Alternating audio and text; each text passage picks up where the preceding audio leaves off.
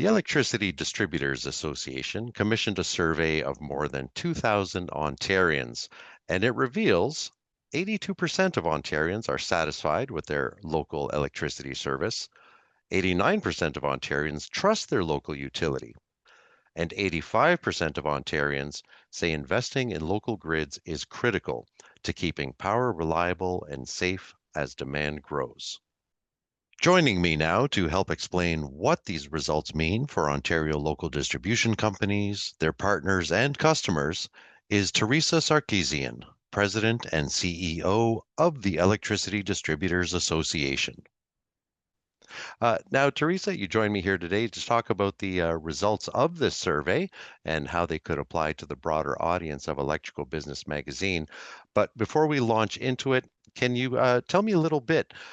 Who is the Electricity Distributors Association? I think that's a great question to start with, Anthony, and thank you for having me here. So, the Electricity Distributors Association is an Ontario-based association. We represent all the electric utilities in Ontario. Most of our work involves policy and advocacy, policy development advocacy with government and our regulators as we try to promote and foster the business success of the LDCs in the province. Excellent. Just wanted to make sure we had that stable footing before we launch into the questions that I have for you. Great, thank you. So, getting back to that survey. So, EDA's research shows Ontarians strongly back their utilities. How do you see this trust shaping their ability to invest in and expand the grid, say, over the next decade? Mhm. Well, I think trust with customers is critical in securing future funding investments in the grid. We know that customers want their LDCs to make the critical investments to upgrade the grid, which the survey showed. And we know that it's important to maintain and invest in local electricity distribution grids to meet future and current demand. So, with the trust from the community, it's essentially almost like you have a social license to operate, that you have a mandate. So, I think the utility has an amazing starting point to have the conversations with their communities to explain when they need to make new investments, particularly some that might be more controversial, such as a construction of a transformer station, because we need that evidence that the public can support these investments when our members go before the Ontario Energy Board and are applying for their rate filings, because it's up to the Ontario Energy Board to actually approve the investments. And so, ideally, the trust will translate into public support for these essential infrastructure projects. And with that public support, the OEB will be more inclined to approve the needed infrastructure investment. Now, Electrical Business Magazine's audience is involved in all facets of electrification. So, what role do you see, Teresa, for electrical contractors, electrical engineers, and manufacturers in helping electric utilities maintain reliability and that trust as demand grows? Another great question on that. So, obviously, this goes without saying, but our utilities do not build their grids alone. They have many business relationships, collaborations, pilot projects, and those are actually growing in the sector as we look at the electrification, the need to modernize our grids as well. Just there's more companies, popping up in Canada. There's more service providers. There's more innovations happening. So, we really do think it's all hands on deck to build the grid of the future. Our members are looking for reliable partners to build long-term relationships with that can show, what I call basic results that, you can provide your services on time and on budget. But I think more importantly, as we go forward, we want to tell a better story to customers, how everybody who's involved in the building of our grid and how that grid actually is providing value to customers. We're excited at the EDA. We have over 100 commercial members that work with LDCs, but we know that there's many, many more service providers that are part of this broader energy ecosystem. And we all know that it's not sort of business as usual anymore. The olden days, and I'm oversimplifying it, but you kind of put up a pole and you string some wires, and with some technology at the back end, you can deliver energy to customers. That's not where we're going to be going in the future. We're going to be looking at digital utilities. We're going to have to use AI more strategically, and we're looking to enable more activity behind the meter, such as distributed energy resources playing a role. So we need all kinds of, new partners and business relationships. So I think that frankly, that opportunities are everywhere for everybody in the energy ecosystem. Well, I'm very glad to hear you say that. It confirms what I suspect, but it's great to hear you say it. And at the end, Teresa, I'm going to ask you about networking opportunities and where Mhm. partnerships and potential partnerships can be forged. But we'll get to that in a little bit. Another question I'd like to ask you is, we're in the realm of electrifying or trying to electrify everything. So with the electrification of transportation, heating. How are local distribution companies planning to ensure reliability while keeping costs manageable? So, just a little bit of setting of the table and some context setting. When customers get their electricity bill every month, I think it's important to point out that only 22% of the bill is related to the charges from the distribution company. So there's another 78% of the bill that involves, reimbursing the generators and the transmitters, the regulators, and some other parties in the system. So we're responsible for 22% of the bill. That's not to say that we don't want to do everything we possibly can to manage costs. And our poll did show that the two top concerns for the public are reliability and also the cost of the system. So LDCs are very sensitive to these concerns from the public, and our sector sees opportunities to keeping costs manageable in a number of different ways. So, looking at more operational efficiencies through the use of strategic digital and AI investments might be able to help manage those costs.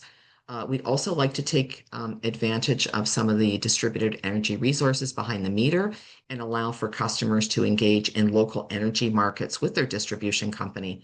And that would offer them opportunities to monetize, whether it be their battery storage or their renewable generation behind the meter for some type of incentive. And that could help customers manage their costs as well. We'd also like to see the government triple down on conservation programs, so LDCs can provide more tools to customers so they can manage their own costs. And a last point, and we did see that there was a fairly strong plurality in our poll from customers when we asked them about like who should be paying for the investments in the future. And there's more of an interest now than there even was 3 years ago for the tax base to start taking on some of the costs of the grid growth that we're going to need. I, I like you don't fool around, Teresa. Instead of doubling down on those conservation programs, you want to see tripling down. Absolutely. Very good, very good. Now, public opinion is supportive today, as shown by that survey. So, what are EDA's members doing to maintain and build upon that trust? Mhm. Mhm. Well, our members do not take that trust for granted. Obviously, they're delighted by our survey results, but it takes a lot of work to maintain that trust. And they work every day in many different ways to maintain and build the trust with their community. I'm just going to give you a few examples. Obviously, keeping the lights on is job one for utilities. They maintain the system and do their best to restore power in a timely way when the lights go out, and sometimes in incredibly challenging and difficult weather conditions like ice storms. And unfortunately, we saw a couple of those hit our province this past year. Our members are actually engaging a lot more in social media today than, let's say, they were even doing 5 years ago. And they do a lot of push notifications to customers, whether it might be a billing reminder, it could be letting them know about outage issues, or when they might actually be doing a capital project work in their neighborhoods in case they have to, take out the power for a couple of hours. That's happened to me as well. So I had to, find other ways to work when the power was out, but at least they gave me plenty of notice. And our members also engage in the social vitality of their communities. This is our power of local hydro. Um, our utilities are very engaged in their local communities, whether it's helping with various social causes like fundraising for food banks. They're also very involved in community events and fairs and parades. And I think one of their favorite things that they like to do is help with the lighting of, Christmas trees at local city halls around the province. So they really are community partners. And I think, the conversation keeps expanding, and utilities are showcasing not just the basic service that they do, but they really want to demonstrate to the community the value that they provide and how those investments in the grid are going to provide value to the customers, not only today, but well into the future. So I think that's what they are trying to do to, keep building on that trust and to keep the conversation going and making sure that it's two-way. And I think that also showcases to people, residents, community members, that these utilities, they're also made up of people and community members. Absolutely. I think, so many people basically live and work in the same communities or maybe in a neighboring community. So, the people that you run into at the grocery store or the movie theater, you will see the people that you're serving as well. So it's really terrific. It's one of the things I really enjoy. I go out to all my districts. Our districts have meetings all through September, and I just love going to different communities that I wouldn't normally, go to on a regular basis and just seeing kind of power of local hydro in action and how much their communities really value their utilities. Indeed, indeed. Now, Ontarians, they believe utilities should be at the table when planning new infrastructure. I happen to agree with them. So, what does meaningful involvement look like? So I want to make sure this is meaningful involvement by the utility with the government and the regulators, correct? Correct. Okay. So this, some days it's more meaningful than others, but effectively what we would like to see is making sure that before the government enacts any legislation or significant policies, that there are opportunities for input, and the opportunity may be very hands-on, could be government or the regulators setting up working groups that our utility members sit on to hammer out solutions to really complicated problems in terms of modernizing the grid and doing things differently. It could be also, simple things like providing opportunities for submission in advance. So, what you'll see from government is they'll often post, sometimes they'll post regulations and they'll allow for input from obviously the association and my industry members. We might have opportunities to appear before the legislature to comment on any tabling legislation. And sometimes, policies that are a little simpler, we always make sure that we provide input. So on any given year, Anthony, our association files between 45 and 50 submissions to government, our regulator, to make sure that our sector's voice is heard in shaping the grid infrastructure future. I would hope that they actually come to see you and your members more frequently and say, Even before we do anything, what, Teresa, what do you and your members think of this?" Well, you know what? Yeah, I don't want to suggest everything is just reactive. I don't want your readers to leave with that impression. There's also proactive, but opportunities where they do come to us. So, I want to make sure that that's reinforced. But I think it's incumbent on us as a sector to bring thought leadership to government so they can. It helps them actually form the right questions to ask. And so when we prepared our Solving Gridlock paper in 2024, that was a big part of why we did that work. We really wanted to kind of help move the needle and help decision makers at Queen's Park and with the regulator, really start to come to us and say, well, hi, you've put together, a lot of very interesting recommendations. You have all these different issues, let's talk about this more. So, I think it is incumbent on sectors to bring thought leadership to government to help them because these are all very complicated questions. Every jurisdiction around the world is trying to grapple with the energy grid of the future and what does energy transformation look like. So, Ontario's, not alone in this regard. So I think it's helpful to, bring some thought leadership to the table as well in a proactive way. So we do that too. Fair points, Teresa. Now here's the part where I'm sort of tying in the partnership and the networking that I mentioned or that came up earlier. So we see big opportunities, or where do you see the biggest opportunities for innovation in Ontario's grid? And what opportunities does this create for industry partners? Hmm. Well, there's almost too many opportunities to list, so I'm just going to kind of tackle. No, I'm being serious. I'm going to tackle a couple of them. I'm going to kind of link it back to our poll. So one of the things that we found out from our poll was that 70% of Ontarians supported um, LDCs purchasing excess energies from customers' distributed energy resources. And obviously, this is going to support facilitating electrification and the energy transition. So I think all of that behind the meter activity and trying to enable that kind of two-way energy flow is probably one of the biggest opportunities going forward. And not only for the customer, but also for the utility, because while our members would like to enable using the distributed energy resources for all sorts of purposes, whether it be balancing the grid for emergency outages, but by monetizing those distributed energy resource behind the grid, the customer will benefit as well. But what that's going to take a lot of new technology. So the digital utility is already beginning to emerge, but we're going to be needing more investments in distributed energy resource management systems and other systems to provide visibility. The other area that I think is really exciting, and I'm seeing our members already, they've been using AI, some of it's to just to enhance their kind of financial systems and their financial management at the utility and along with the billing.